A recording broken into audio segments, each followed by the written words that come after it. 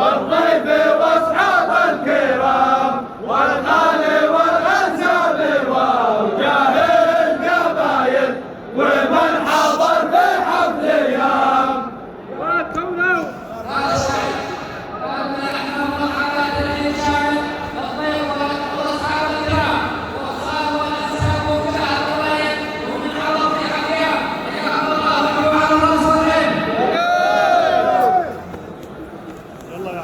والله يترجم